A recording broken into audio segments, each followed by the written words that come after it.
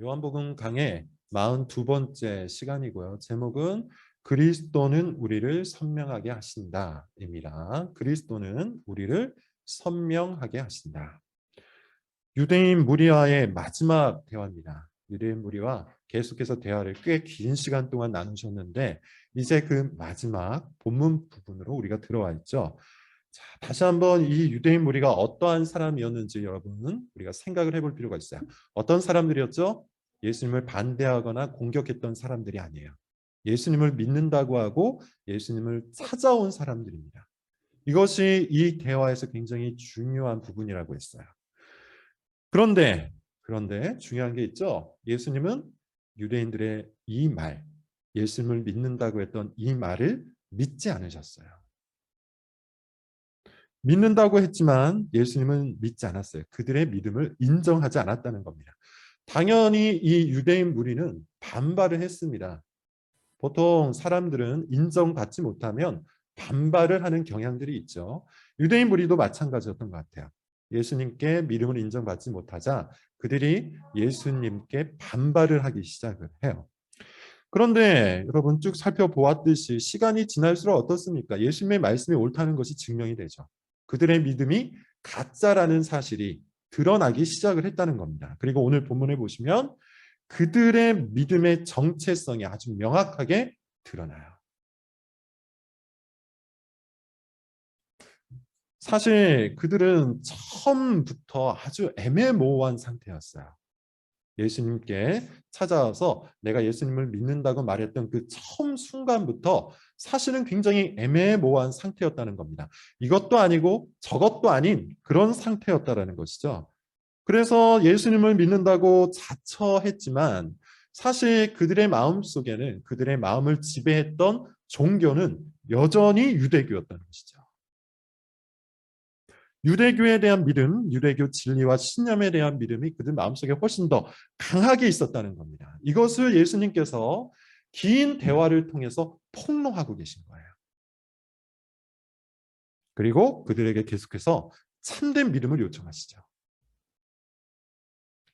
결국 오늘 대화의 결론 부분을 보면 그들은 자신의 속마음을 꺼내들어요. 안타깝지만 그것이 결말입니다. 애매모호한 사람들이 여러분 있습니다. 삶 속에서 애매모호한 어떤 태도를 견지하는 사람들도 있고 심지어 교회 안에서도 애매모호한 그런 상태를 그냥 유지하면서 신앙생활하는 사람들도 있죠. 애매모호하다 무슨 뜻입니까? 제가 단어의 뜻을 찾아보니까 말이나 태도가 선명하지 못하다 이런 뜻이래요. 말과 태도가 선명하지 못하다. 천성적으로 이런 성격을 지닌 사람들이 분명히 있습니다. 그런데 사실 이런 애매모호함은 우리가 살아가고 있는 이 시대의 특징이기도 해요. 여러분 한때 굉장히 많이 들었던 단어가 있는데 지금은 거의 사용하지 않는 단어가 있어요. 포스트 모더니즘. 10년 전, 20년 전, 뭐 심지어 한 30년 전이었던 것 같아요. 그때만 하더라도 포스트 모더니즘에 대해서 각 교회에서 혹은 다른 어떤 프로그램에서 많이 이야기를 했습니다. 포스트 모더니즘은 이런 특징이 있다. 포스트 모더니즘은 이런 것이다. 포스트 모더니즘이 신앙에 아주 커다란 위기를 불러올 것이다. 뭐 이런 이야기를 했습니다. 포스트 모더니즘, 여러분 뭡니까? 너도 맞고 나도 맞다.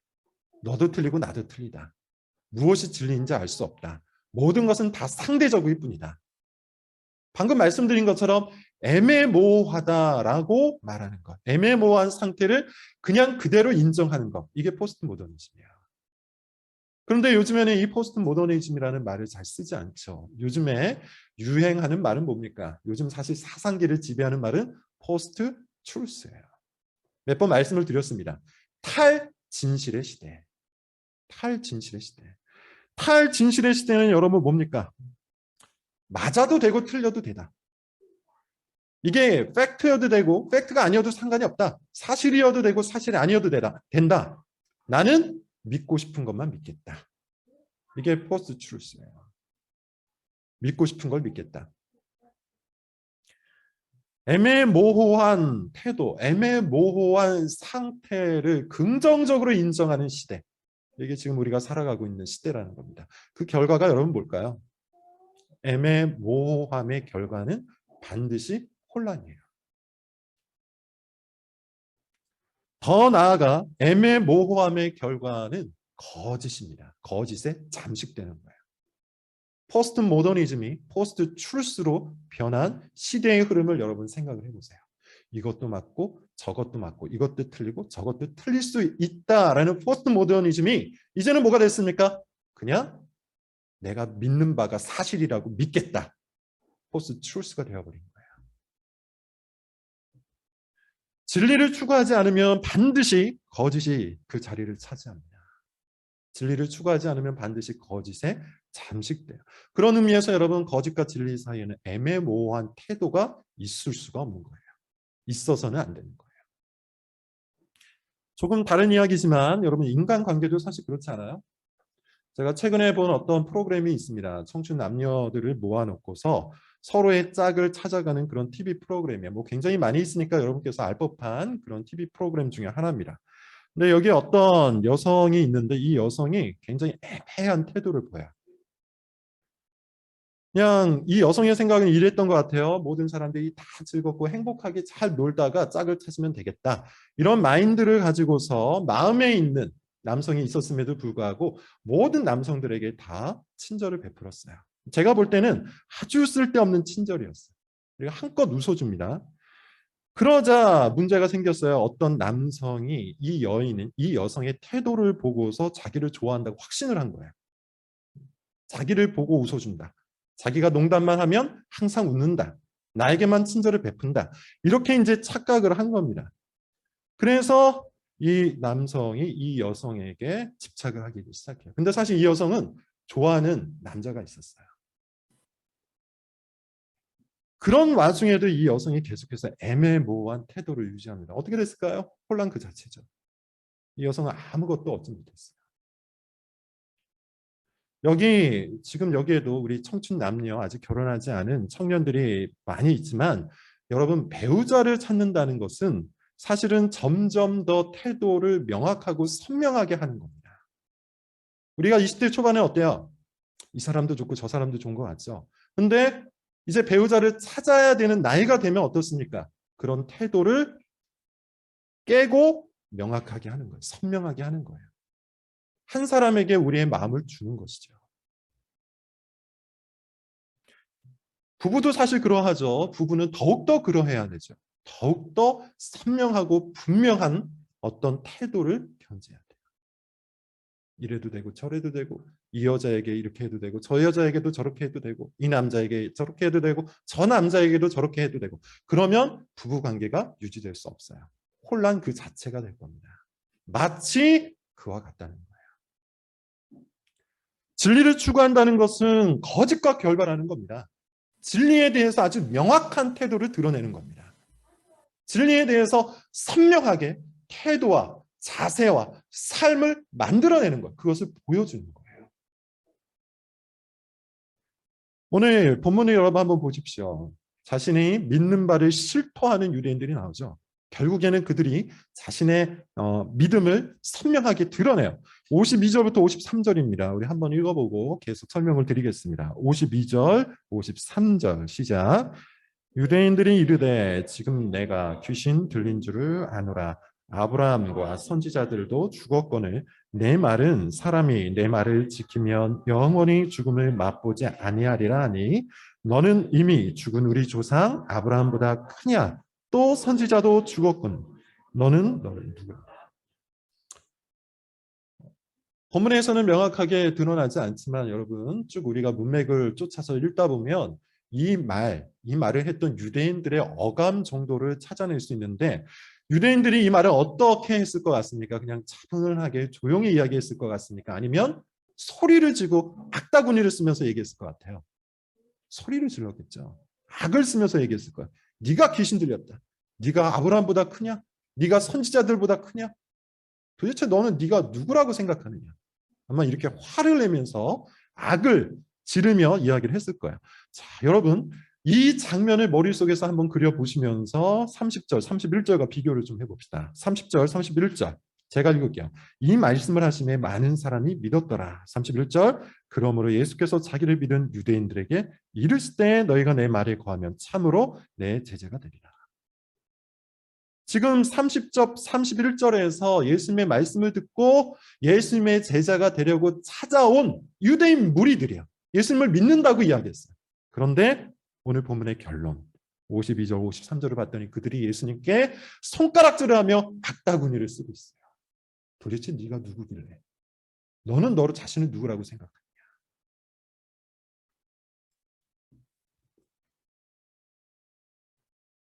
자, 어떤 일이 있었던 걸까요?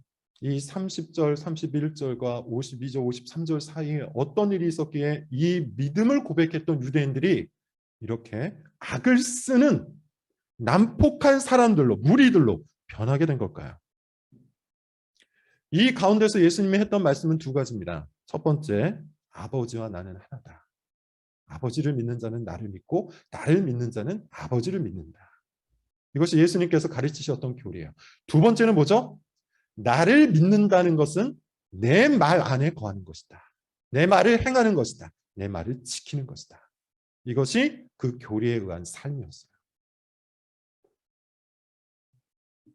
다시 이야기해서 이 유대인 무리는 예수님께서 가르치셨던 교리와 그 교리에 의한 삶을 받아들이지 않은 겁니다. 교리가 뭐라고요? 하나님과 예수님께서 하나라는 사실을 믿는 것이죠. 그리고 그 믿음에 의한 삶이 여러분 뭐라고요? 하나님의 말씀, 예수님의 말씀을 지키고 행하는 거예요. 참된 믿음은 이 두 가지를 받는 겁니다. 참된 믿음은 이 두 가지를 자신의 머리와 감정과 의지로 받아들이는 겁니다. 이것을 예수님께서는 30절부터 오늘 본문에 이르기까지 반복해서 지속적으로 이야기했어요. 그런데 유대인 무리들은 그것을 받지 않았죠.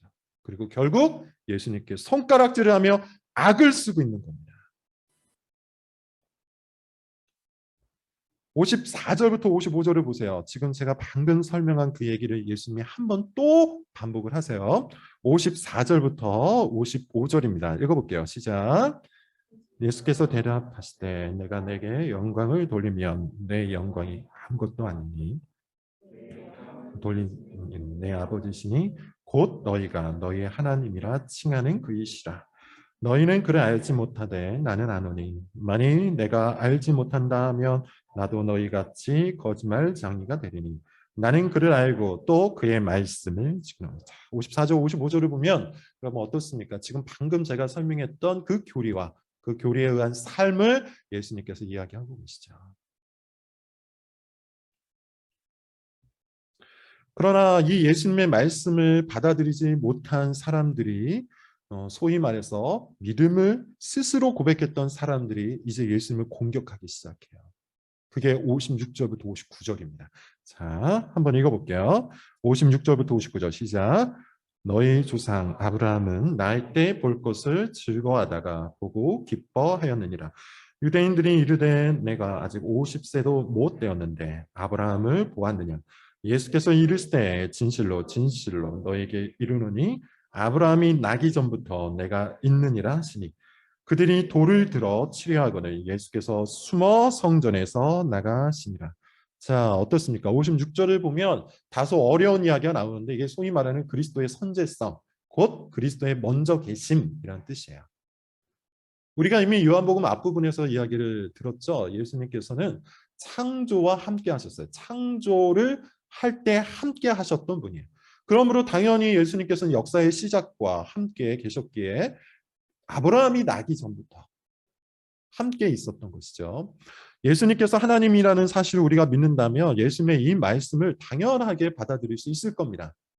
그리고 예수님의 이 답변은요, 네가 아브라함보다 크냐는 질문에 대한 답변이었어요. 나는 아브라함보다 먼저 있었다. 곧 아브라함보다 큰 자다.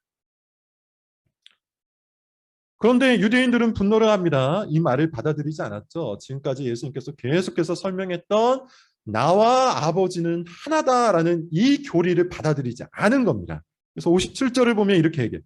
네가 50세밖에 되지 않았는데 50세도 안 된 것처럼 보이는데 어떻게 그리스도보다 먼저 있다고 이야기할 수 있는가. 그리고 나서는 분노하여 돌을 들어서 예수님을 죽이려고 해요. 예수님의 말씀을 부정하고 거부하고 더 나아가 예수님을 공격했던 겁니다. 이것이 이 대화의 결말이에요.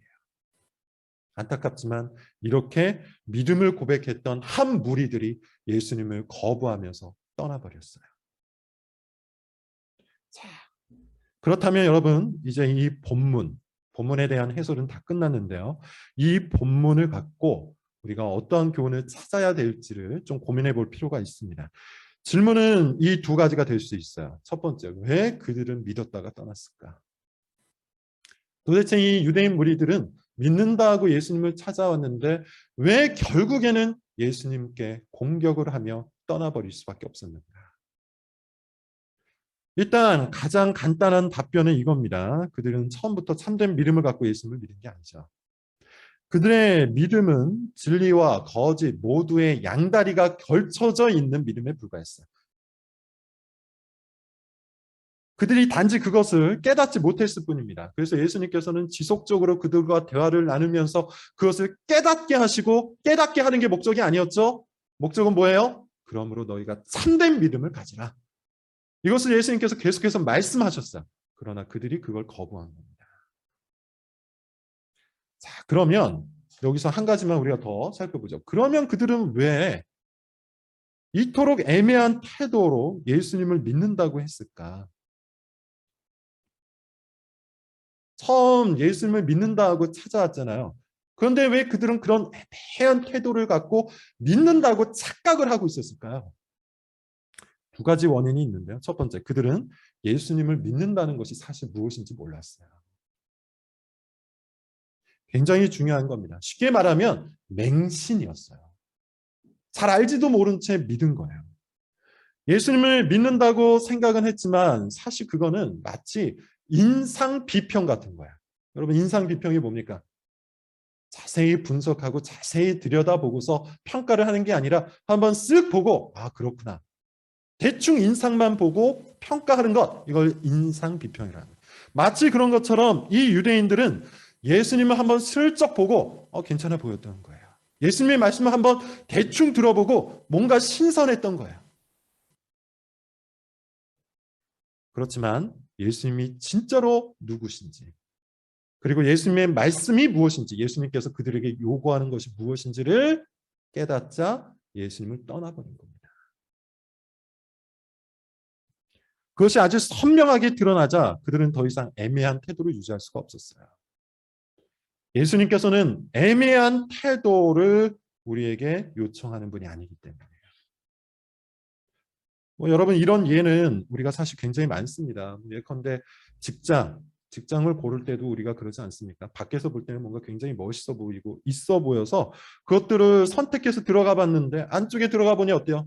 잘 알지도 못하고 덤벼들었다가 자기 생각과 많이 다르면 박차고 나올 수밖에 없잖아요. 우리가 그런 경험을 얼마나 많이 합니까? 사실 여러분, 관계도 그러하죠. 겉으로 볼 때는 괜찮아 보이고 뭔가 있어 보여가지고 관계를 좀 맺어봤는데 사실 알고 보니 좋은 사람이 아니에요. 그래서 낭패를 보는 경우, 그런 경우도 종종 있죠. 유대인들은 예수님에 대한 소문만 듣고 예수님이 굉장히 그럴듯해 보였던 거예요. 그래서 예수님의 말씀을 깊이 고민하고 생각하고 그 말씀의 요청에 반응하기보다는 그냥 좋아서 괜찮아 보여서 소위 말해서 인상 비평을 한 후에 예수님을 믿는다 하고 찾아간 거예요. 그런데 예수님께서 그들이 요청하는 바가 무엇인지 선명하게 드러나자 애매모호한 태도를 유지할 수 없었던 겁니다. 쉽게 말하면 이겁니다. 계속 애매모호하게 살아도 되는 줄 알고 예수님께 찾아갔는데 그럴 수 없다는 걸 깨달은 거예요. 예수님과 대화할수록 그들 믿음의 실체가 드러나 버린 것이죠. 둘째, 그들이 애매한 태도로 예수님을 믿는다고 스스로 착각했던 이유 뭡니까? 사실 그들이 마음속으로는 거짓을 좋아했기 때문이죠. 이게 44절에 나옵니다. 44절 제가 한번 읽어볼게요. 너희는 너희 아비 마귀에게서 났으니 너희 아비의 욕심대로 너희도 행하고자 하느니라. 너희 아비의 욕심대로 너희도 행하고자 하느니라. 이것이 예수님의 지적이었어요. 제가 몇 주 전에 설교 시간 가운데 이런 말을 했던 기억이 있습니다. 동기 감흥, 뭐라 그랬죠? 같은 기운끼리 서로 반응을 해준다. 유유상종, 비슷한 사람끼리 만난다. 걸맞추기, 유사성 효과, 뭐라고 얘기했죠? 서로 비슷한 사람들끼리 어울리려고 하는 어떤 효과가 있다. 그런 현상이 있다. 이렇게 얘기했어요. 그래서 비슷한 사람들끼리 서로 끌리고, 비슷한 기질끼리 서로 끌리고, 비슷한 가치관을 가지고 있는 사람끼리 서로를 지지해 준다. 이런 이야기를 했습니다. 즉, 이 유대인 무리들은 진리를 사랑한다고 말은 했지만 실제 그들의 마음은 무엇에 끌리고 있었던 겁니까? 거짓에 끌리고 있었던 거예요.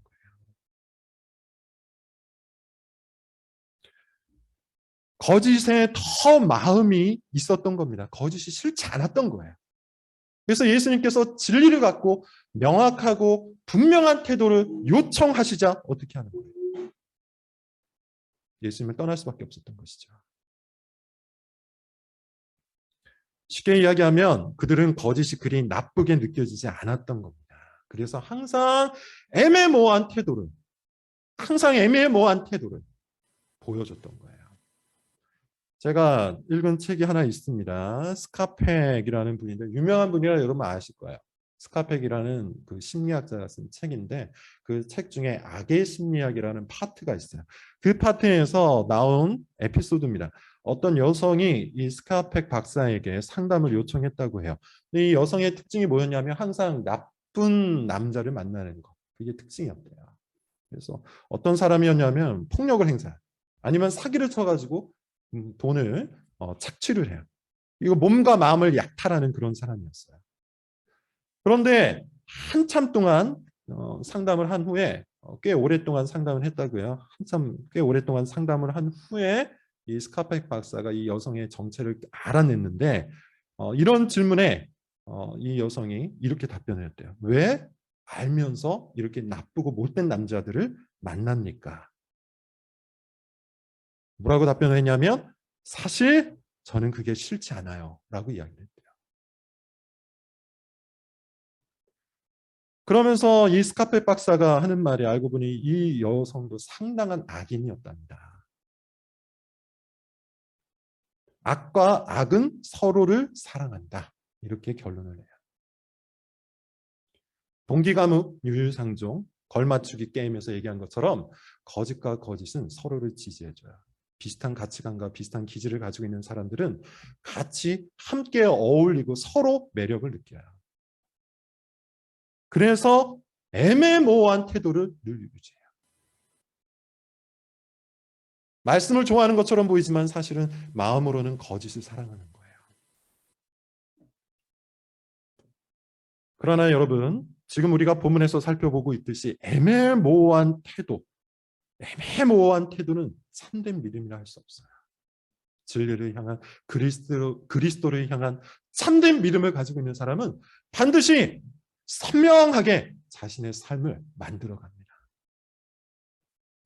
C.S. 루이스라는 사람은 이런 말을 해요. 사탄은 우리를 모호한 상태에 가둬두려고 한다. 예수님도 이런 이야기를 하죠. 사람들은 어둠에 속해 있다. 어둠에 속해 있다는 말이 뭐예요? 애매모호한 상태에서 무엇이 진리인지 모른 채, 사실 알고 싶지 않은 채 그 상태에 머물러 있는 거예요. 선명한 상태에 들어가게 되면 헌신해야 되기 때문이죠. 어떻게 해야 될까요? 오늘 본문을 통해서 여러분 우리가 해야 할 일이 무엇일까요? 본문이 우리에게 요청하는 바가 뭘까요? 세 가지로 말씀드리겠습니다. 첫 번째, 애매모호한 상태가 나쁘다는 것을 여러분 받아들이십시오. 앞서 얘기한 것처럼 우리가 살아가고 있는 이 시대는 애매모호한 상태가 괜찮다, 좋다, 긍정적이다라고 말하는 그런 시대야. 포스트 모더니즘을 넘어서 포스트 트루스의 시대로 접어들었어요. 그러나 성경은 아주 명확하게 애매모호한 상태가 나쁘다고 얘기해요. 여러분 물론 모든 사람들은 다 애매모호한 상태에서 시작합니다. 처음부터 진리를 갖고 명확하고 분명하고 아주 선명하게 사는 건 아니에요. 예수님을 믿은 후에도 우리는 일정하게 어느 정도는 애매모호할 수 있어요. 초신자라면 더욱더 그러합니다. 그러나 참된 신자는 반드시 빛으로 나아가요. 참된 신자는 반드시 애매모호한 상태를 싫어해요. 선명하고 분명한 진리 가운데 서기를 원합니다. 애매한 상태에서 분명한 상태로 넘어갈 수 있기를 바랍니다. 자, 두 번째, 여러분 우리가 해야 할 건 뭐냐면 우리의 마음을, 우리의 본능을, 우리의 본성을 잡아끄는 이 거짓의 매력을 단호히 끊어내셔야 돼요. 시편 1편에서 복 있는 사람은 어떤 사람이라고 하죠? 악인의 꾀를 쫓지 않는데요. 죄인의 길을 따르지 않는답니다. 오만한 자의 자리에도 앉지 않는답니다. 애매한 태도를 버린다는 뜻이에요. 이럴 수도 있고 저럴 수도 있으니 그냥 양다리를 걸쳐놓은 상태에서 아무것도 하지 않는 그런 상태가 아니라 그걸 다 단호하게 끊어낸대요. 예수님도 이런 말씀하시죠. 예 아니면 아니오를 하라. 예면 예요, 아니오면 아니오라고 얘기해요. 잘못된 것, 거짓된 것, 좋지 않은 것들과 우리는 결별을 해야 돼요. 그러기 위해서 자꾸만 합리화하려고 하는 우리의 본성과 싸워야 됩니다. 괜찮지 않을까? 그렇게 잘못한 것은 아니지 않은가? 다른 사람들 다 하고 있지 않은가? 이게 뭐 어찌 얼마나 잘못된 일이라고 그러는가? 그렇게 합리화, 핑계, 변명 이 모든 것들을 끊어내야 합니다. 틈을 주지 말아야 된다는 거예요. 거짓은 틈을 타고 들어와요. 우리가 잠언에서 살펴본 것처럼 악인은 틈을 만들어서라도 우리를 엮으려고 해요. 그러므로 여러분 단호하고 명확한 태도를 유지하십시오. 마지막 가장 중요한 건데 그게 뭐냐면 예수 그리스도의 말씀을 듣는 거예요. 근데 지금까지처럼 그렇게 대충 적당히 듣는 것이 아니라 사력을 다해서 듣는 겁니다. 그리스도께서 요구하시는 것이 무엇인지, 그리스도께서 말씀하고 계신 바가 어떠한 것인지 정말 사력을 다해서 듣는 것. 유대인의 문제가 여러분 뭐라고 했습니까? 대충 들었어요. 예수님이 요구하시는 바가 무엇인지도 모른 채 믿는다고 스스로 자처했어요. 그러므로 여러분 우리는 대충 들어서는 안 됩니다. 꼼꼼하게 들어야 합니다. 깊이 들어야 합니다. 말씀에서 전하는 바가 무엇인지를 고민해야 되고 말씀이 말하는 바가 어떠한 것인지를 여러분 잘 살펴봐야 됩니다. 시간을 내어서 정성껏 말씀을 읽고 듣고 묵상해야 한다는 거예요. 애매한 태도를 여러분 버리십시오. 그리고 말씀에 집중하십시오. 모호한 태도를 버리십시오. 그리고 말씀을 따라가십시오. 대충 적당히는 말씀을 무너뜨리는 작은 여우예요. 이것도 아니고 저것도 아닌 오직 말씀에 여러분의 삶을 놓고 그렇게 살아보십시오. 이제 한 해가 다 지나가고 있습니다. 2021년도 12월 달이에요. 이제 2022년이 다가옵니다. 여러분 정말 새롭고 복된 한 해를 원하십니까? 그렇다면 말씀에 집중하세요. 사력을 다해서 매장해 보세요. 정말 즐겁고 행복한 2022년을 여러분 원하십니까? 그렇다면 한번 말씀을 열심히 붙들어 보세요. 말씀이 우리 눈앞에 있는 애매모호함으로 찾아온 모든 혼란을 거두어낼 겁니다.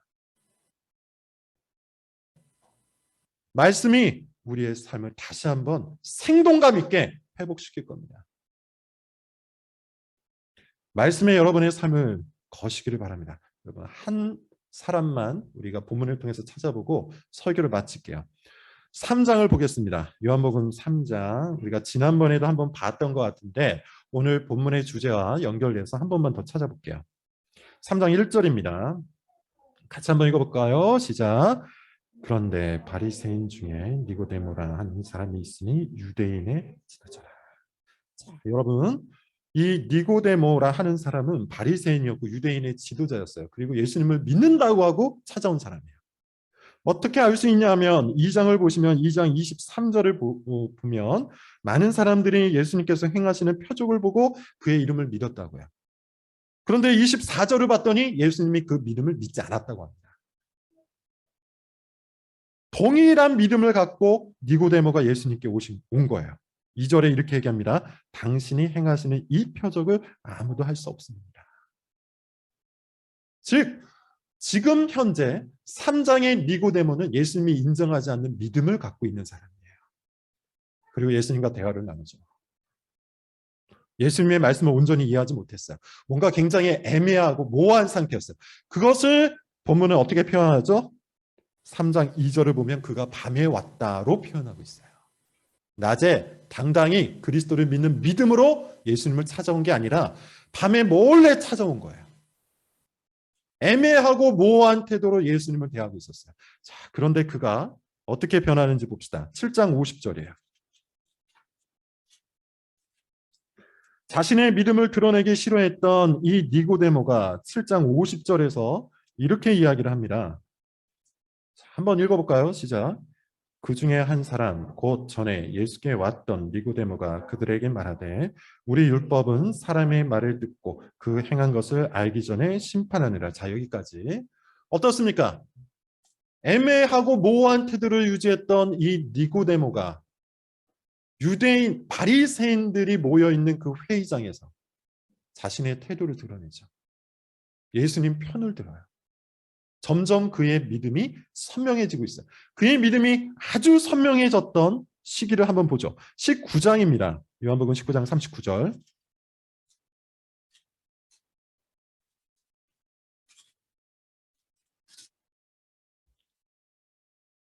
같이 읽어보겠습니다. 시작. 일찍이 예수께 밤에 찾아왔던 니고데모도 모략과 침향 섞은 것을 100리트라쯤 가져. 예수님이 죽으셨어요. 정치적으로 보면 예수파가 몰락했어요. 제자들도 다 도망갔습니다. 예수님을 지지하고 예수님을 응원한다는 말만 해도 잡혀갈 그럴 상황이에요. 그런데 그런 상황에 니고데모가 어떻게 하죠? 당당히 예수님의 죽음을 기념할 물품들을 갖고 찾아가요.